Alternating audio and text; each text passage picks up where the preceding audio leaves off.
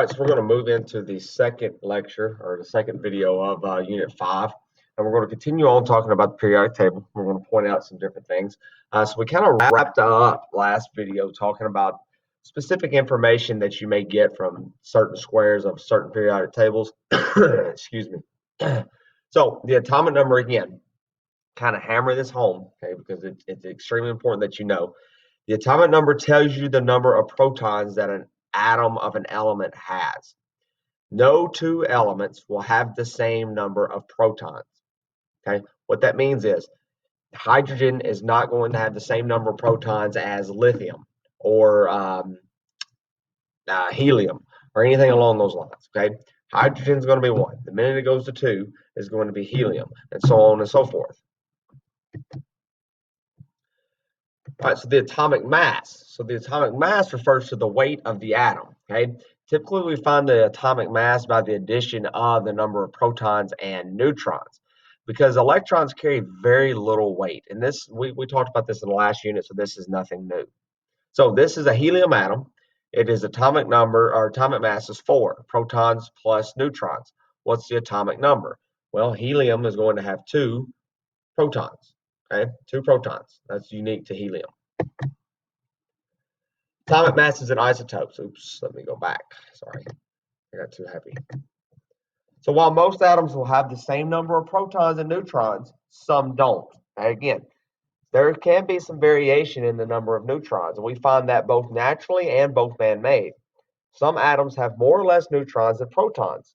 These are called isotopes.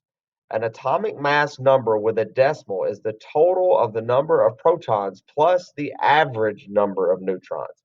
Okay, so we can look at some different isotopes here in this picture, red being the protons, green being the neutrons, and you'll see that all of these are hydrogen on the top one, but what's different is the number of neutrons. Okay, how do we know they're all hydrogen? Well, because they all have 1 proton. We can put as many neutrons on 1 proton as we want, or as it'll hold, but it will still be hydrogen.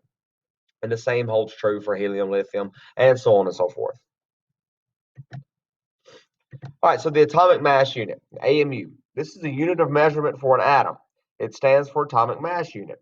1 AMU is equal to the mass of 1 proton. So there's your vocab definition for AMU. 1 AMU is equal to the mass of 1 proton.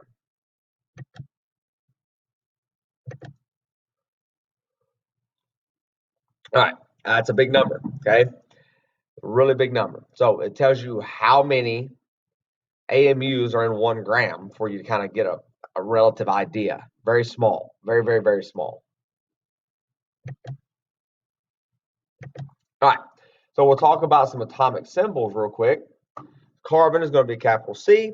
Copper is capital C lowercase u. Okay, all elements have their own unique symbols. It can consist of a single capital letter or a capital letter and 1 or 2 lowercase letters. Now, Latin comes into play with atomic symbols. Okay, for instance, copper. Right, U is not found in the word copper.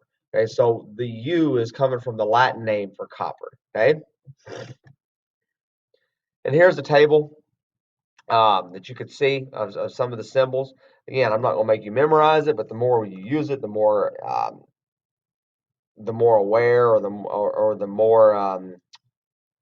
more you'll be able to figure out which atomic symbol it goes with which element. Some are easy to understand, like nitrogen, N, but sodium is Na. Okay, goes back to the Latin term. There's not an N or an A in sodium, so sometimes it's a little hard. Potassium's another one. K for potassium. There's not a K in potassium. All right, so the last slide for this particular presentation is going to be over valence electrons.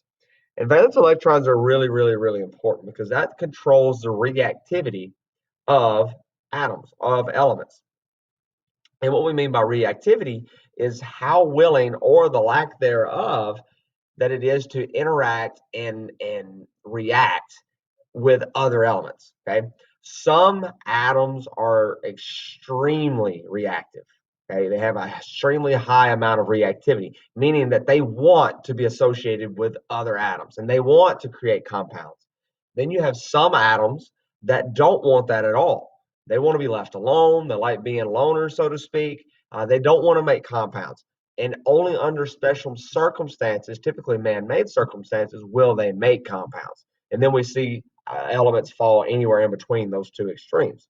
And it's all deals with valence electrons.